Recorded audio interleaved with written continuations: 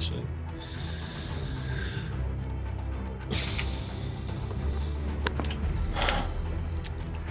Let's see here, man. Let me change the intermission thing to Are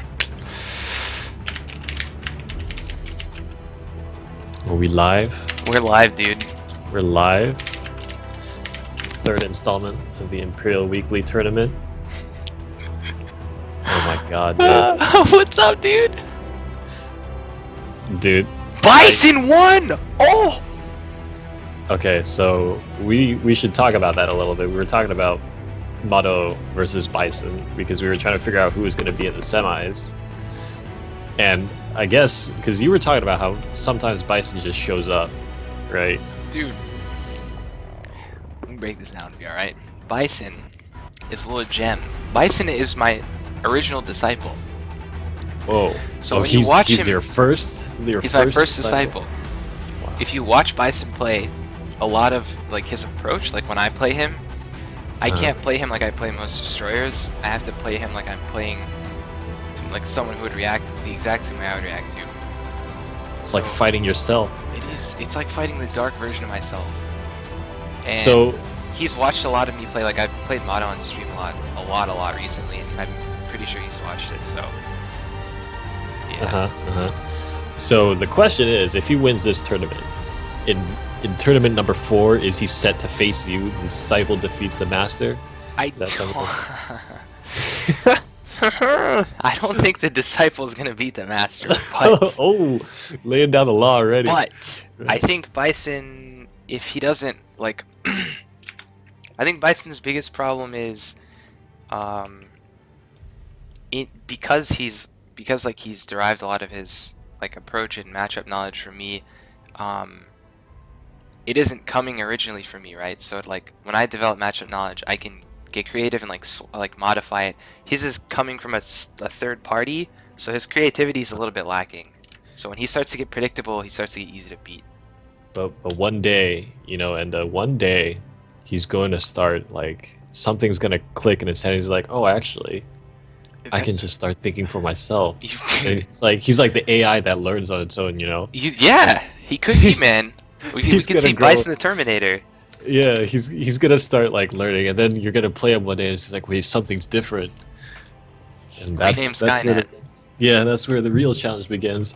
So for those of you just tuning in, this is Brainy and Enda, and we're casting the Imperial Tournament number 3 on our new official channel for the Imperial Tournament. Very cool stuff.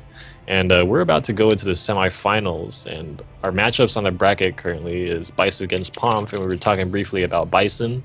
And then on the other side of the bracket, we have Errol versus Styles. So I think we've talked a lot about Bison, and we've learned about his history a little bit.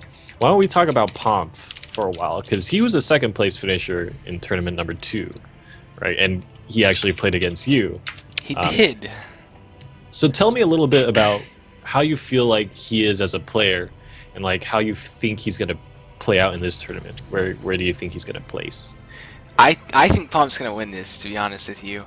And I think one of the reasons Pomf does really well is the same reason I do really well, is both of us are very creative. So Pomf's approach, like if you'll notice like the micro details of his play, like his approach in the opener of a game, or his approach when in the neutral, inside, it's all super mixed up. So a lot of people struggle playing against Pomf. Like I know back when Pomf was like a little bit low rated, and you had like Dackeringer, myself, and then a few other high rated players. We all struggled against Pomf because he was super creative and played kind of weird. So he likes to take, what would you call them, like more unorthodox strategies? Yes. Game? Precisely. That's really interesting to hear, because especially when you matched up against him, it really seemed that way, because some of the games seem to have like, you seem to be dictating the pace of the game for the matches that you won, but then the matches that he won, it was really kind of like the game just kind of broke down. Things were very up in the air, and it got really crazy. Yeah, I remember there were a couple of games where it looked like he was winning like handedly, and then I would come back from like 10% life, and then the opposite would happen. Like I'd have like so much momentum, and then one little micro switch up, and I was dead. 10 Hmm. seconds later. So, um, So Pomp is your favorite to win the tournament, but what yeah. about the other side of the bracket? We still Well, have Errol and take a Styles. look, Rainy. Errol and Styles. I know I have a little insight into Styles' play today. He's a little bit asphyxiated, if you will. He's choking a little bit. He's breathing. He's So having the trouble breathing a little. he feels Joe man, and he really needs to he needs to man up. He needs to um, not choke and bring his A game and kind of like wash away his troubles on ladder. And I think Uh-huh. the same thing happens with Dak actually with Errol. Errol hasn't done well in the recent tournaments, but he's a Mhm. pretty high rated player. He's told me personally he gets really nervous and stuff, so that's gonna be really interesting to see who like brings their A game and who kind of like flubs. Yeah, it's interesting to think about because on the ladder, right, on the ranking system, I feel like the game plays a little differently than in a tournament setting, right? When you know that there's just a set amount of games to play, and that after X amount of games you're done, right? You're out. That pressure, I think, changes people a little bit, and so like talking about both Errol and Styles, they seem to get under this tournament pressure. I They do. suppose it would be a question of who chokes less, right? Who cracks? Who Who cracks? Who gets Humpty cracks Dumptied? first? Or maybe they've learned from the previous tournaments that now maybe they're getting used to it. It We'll could have to be. I see. mean, Daka hasn't gotten this far before. Joe Okay. saw the semifinals last tournament, so maybe he's like riding that high. But um, I think Daka. I actually had to talk to them before the tournament started. I was like, dude, you better step up, man. I don't want to see chokes. And he did, man. He's in the semifinals. All of his games are 2-0s. That's actually really Yeah. important. He Um, just 2-0'd everybody. But it would be interesting to think about if, we see 2-0 here, but because of our tournament format that we're running this time around, it's going to be a little different from our previous Imperial tournaments. The format now is that we're actually doing rounds and matches. So for one match, you have to win 2 rounds. And then to win the game, to move on in the bracket, you have to win 2 matches. yeah, So we're doing basically a best of 3 spar system. You have to win 2 spars to move on in the bracket. And so he 2-0'd all his way here, which is really impressive. But maybe all of those games won were 2-1s, right? yeah. So it could still show a little bit of weakness, but that's still really impressive, 2-0ing his way all the way to the semifinals.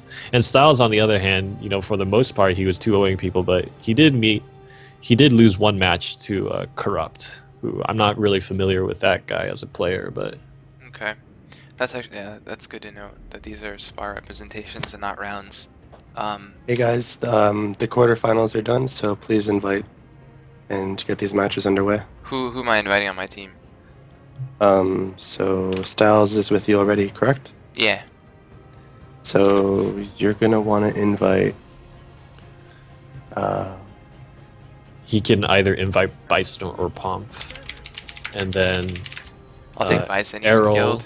Or they're both in Errol guild, should yeah. invite me.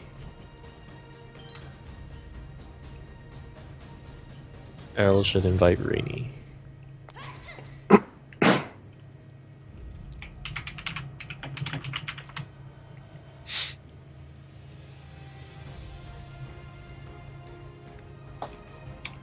So comparing Errol and Styles, who would you say is most likely to move on to the finals? Oh man, that's tough. It's a hard That's call. so tough. It depends, man. Like there are games where Styles like really brings his A game and like he just connects. Like he's technically a really sound player, and then there are games where he just really flubs. And I think if you don't know Errol, he plays a really unique LBM. He plays super defensive. And I think Okay. if he cracks, like if you can break that, he breaks as a player.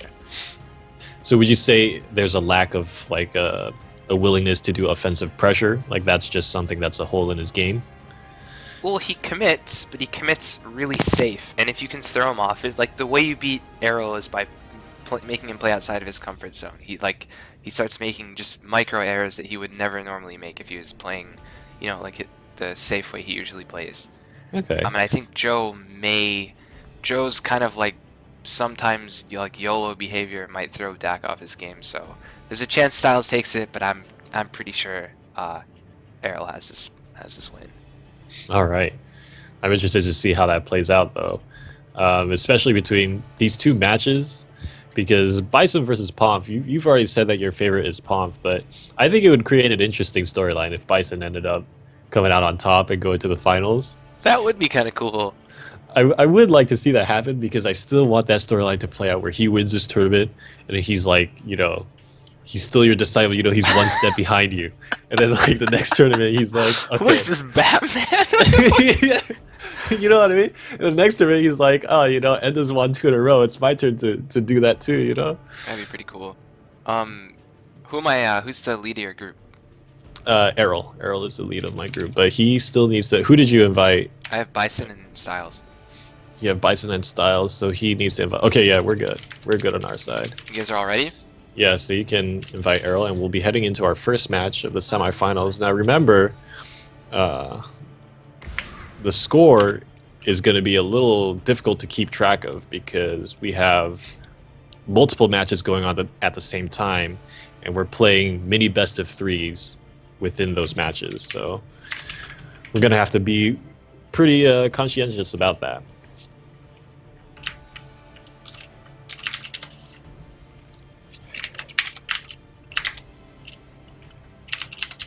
Who's playing first? Let's do Bison Pomp. Okay.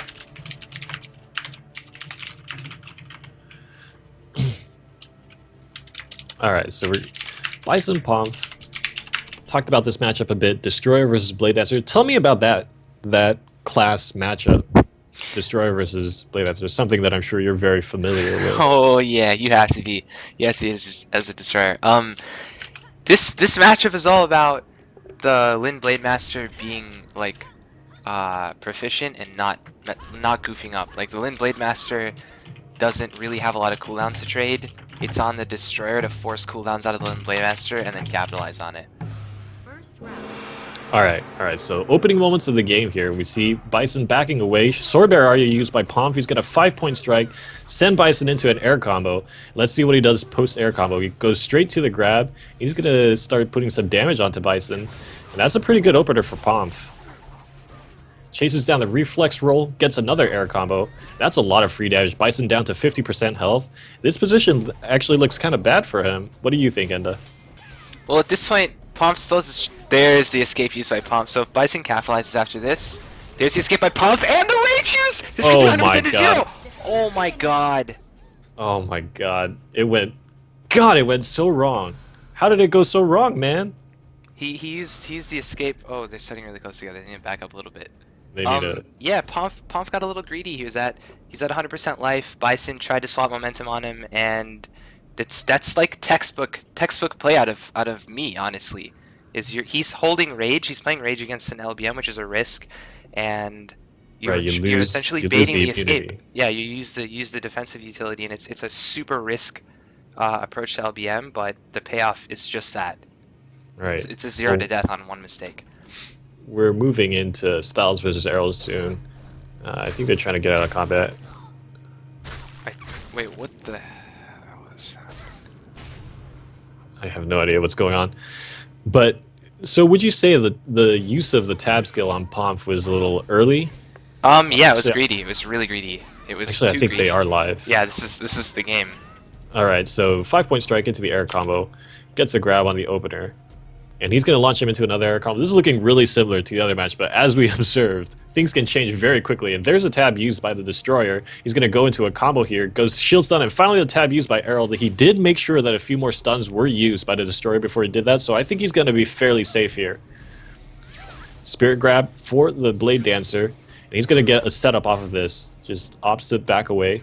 Reflex roll spent by the Destroyer, not punished by the Blade Dancer at this point in time, and another barrier comes up for the Blade Dancer. That's going to give him a moment of opportunity, but the Fire Spin comes out for Styles, and that's going to force Errol to back away just for a little bit longer. Charge stun by the Destroyer. There's the Rage popped, and Errol actually manages to get away and very nicely avoids the jump from the Destroyer. 5-point strike being absorbed by the spin.